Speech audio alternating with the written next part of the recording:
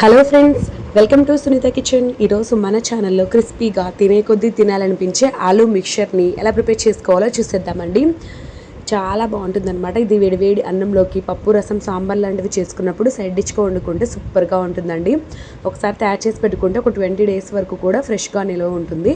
ఇప్పుడు తయారీ విధానాన్ని సింపుల్గా చూసేద్దాము. ముందుగా నేను ఇక్కడ 1/2 kg బంగాళదుంపలు తీసుకున్నానండి. ఇలా మీడియం సైజు తీసుకున్నాము. వీటిని శుభ్రంగా కడిగి చెక్కు తీసేసి మరలా కడిగి ఈ విధంగా గ్రేటర్ సహాయంతో బాగా తురుముకోవాలన్నమాట. ఇలా కొంచెం పొడవుగా తురుముకోండి. అప్పుడు ఈ ఫ్రై చేసినప్పుడు మిక్చర్ అనేది బాగా పొడవుగా చాలా బాగుంటుందన్నమాట. ఇలాగ మొత్తం బంగాళదుంపల్ని కూడా తురిమి దాని అంతటిని వాటర్లో బాగా కడగాలండి 1-2 సార్లు. ఇలా కడగడం వల్ల వీటిలో ఉన్న పిండి పదార్థం స్టార్చ్ అంతా కూడా పోతుంది.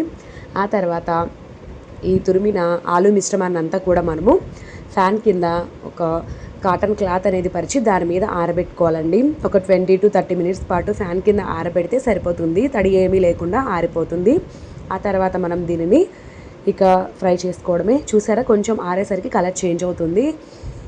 ఇప్పుడు మనము డీప్ ఫ్రైకి సరిపడా ఆయిల్ని కడాయిలో వేసి వేడి చేసుకోవాలి. ఆయిల్ బాగా వేడిగా ఉన్నప్పుడు కొద్దిగా ఈ ఆలు తురుముని వేసుకోండి. ఒకేసారి ఎక్కువగా వేస్తారంటే ఆయిల్ అంతా కూడా పొంగిపోయే ఛాన్స్ ఉంటుందండి. తెలియని వాళ్ళ కోసం చెప్తున్నాను. కొద్దిగా వేస్తూ ఇలాగా స్ట్రైనర్తో కలుపుతూ ఉండండి. చక్కగా వేగుతుంది. ఒకేసారి మొత్తం స్ట్రైనర్తో కలుపుకుండా ఒక ఫోర్క్ సహాయంతో మధ్యలో కలుపుతూ ఉండండి. అంతా కూడా ఈవెన్గా వేగుతుంది. ఇదంతా కూడా బాగా ఎర్రగా వేగాలండి. బాగా క్రిస్పీగా అయ్యి సౌండ్ వస్తుంది కదా, అప్పుడు మాత్రమే పక్కకు తీయాలన్నమాట.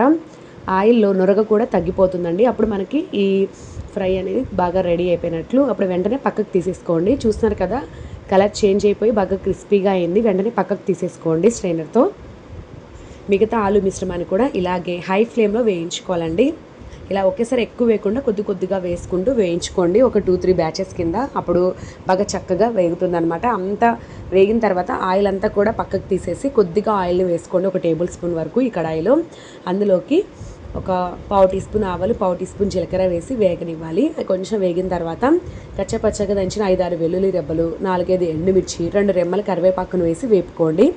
వెల్లుల్లి కాస్త దోరగా వేగిన తర్వాత ఇందులోకి 1/2 టీ స్పూన్ పసుపు, ఒక 1/2 టీ స్పూన్ కారం, రుచికి సరిపడా ఉప్పు వేసుకోండి. అది కూడా ఒక 1/2 టీ స్పూన్ అయితే సరిపోతుందండి. మరీ ఎక్కువేం పట్టదు ఈ ఫ్రైలోకి.